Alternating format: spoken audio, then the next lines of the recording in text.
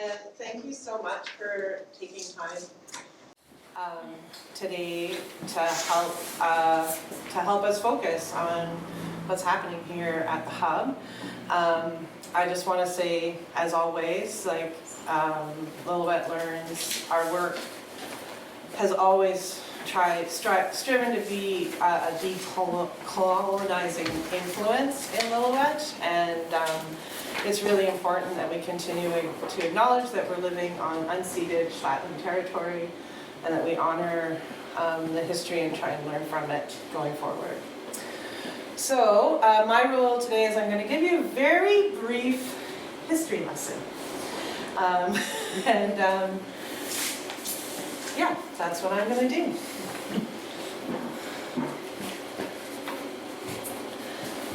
Wrong button.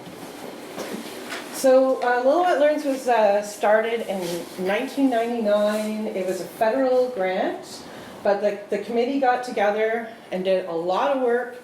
It was people from the library, from the district, and actually the public library held that initial grant. And then they did a lot of programming. It was especially focused on early childhood things, but it was really a really expansive vision of education in Lillooet. So I just wanted to read the first mission statement. Lillooet is a learning community which values and supports learning as a lifelong process. We have a culture that provides opportunities for learning that are accessible, welcoming, and adaptable to all cultures and ages.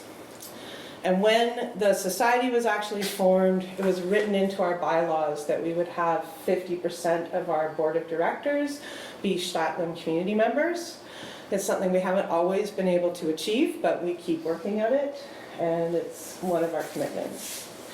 And I just listed, like, the founding organizations were pretty impressive. It was like everybody.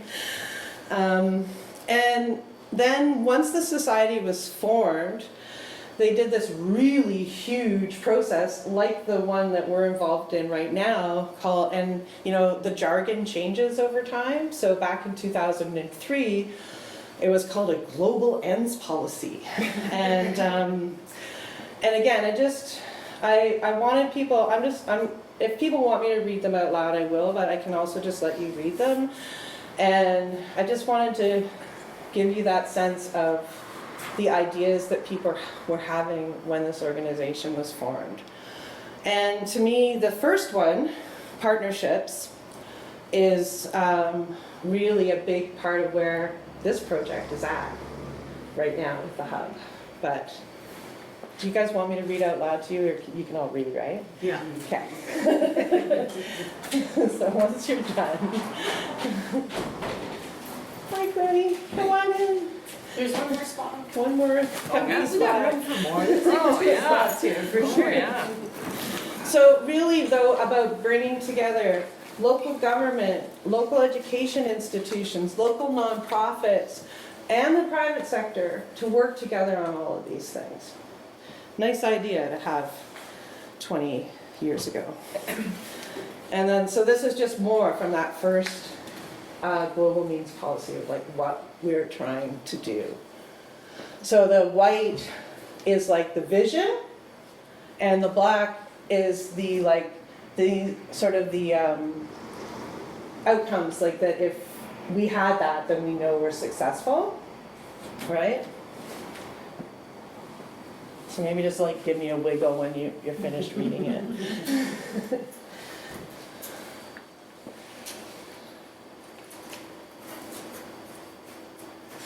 I really love that we value learning, thinking, reflection, and evaluation.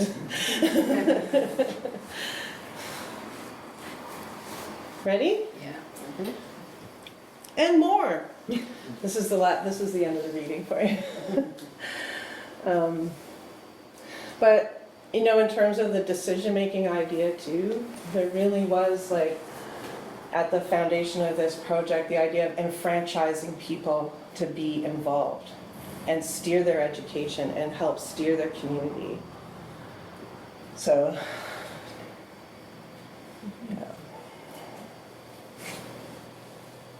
And in the original document, it repeated, we encourage and support intercultural and intergenerational transmission of knowledge. It seemed to stand for both of those things, but I think it stands on all of the points, actually, and is a really important value that we've been enacting here in various ways.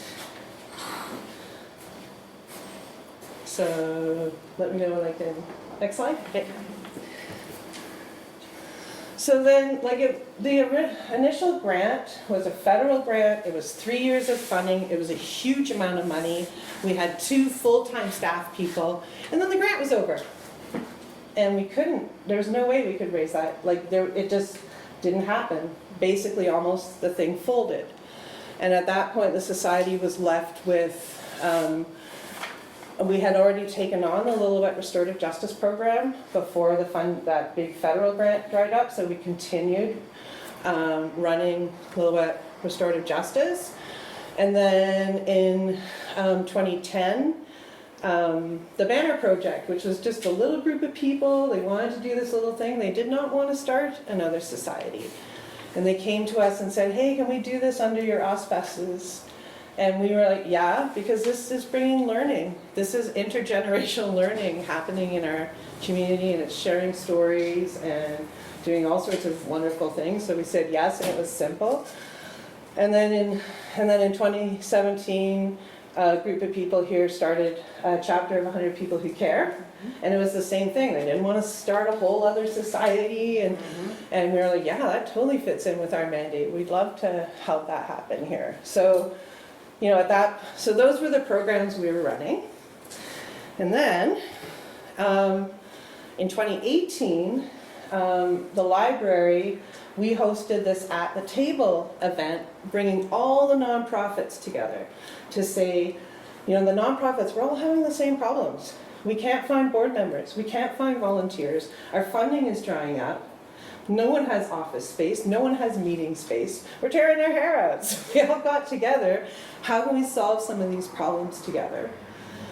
And from that gathering, a proposal was made to United Way, and they funded us. And we were able to hire a community coordinator position, was what we called it. Kim North was hired in that position and just started to run with the information that she'd been given. And it was really clear, people wanted a shared space. And and then this happened. This space became available. Seed to Culture was looking for partners. It was like, well, let's try. and I just really want to, this paragraph is one sentence that encompasses more than $50,000 worth of volunteer time and just a huge amount of work here in this space to get where we are now. But I just wanted to share that history with you so that you can see that this project is really connected to where we come from, and I hope where we're going to go. So, and then I did find some really great further reading, and the one, you can just, if you get these slides, or if you really want to read any of this, just contact me. But I found this great article from a little magazine that's all about the very first incarnation of Lillooet Learns here, and about what a wonderful project it was and all this. So yeah, and there's just some of the other reports that sort of show how we got here. Yeah. And Toby, just an update on the 100 People Who Care, it's 72,000. Oh my gosh, $72,000. Oh my gosh. Since 2018. Congratulations. Yeah. $72,000 for 100 people who care is injected into our community. It's amazing. Wow. Are there any questions? All right, Meg's turn.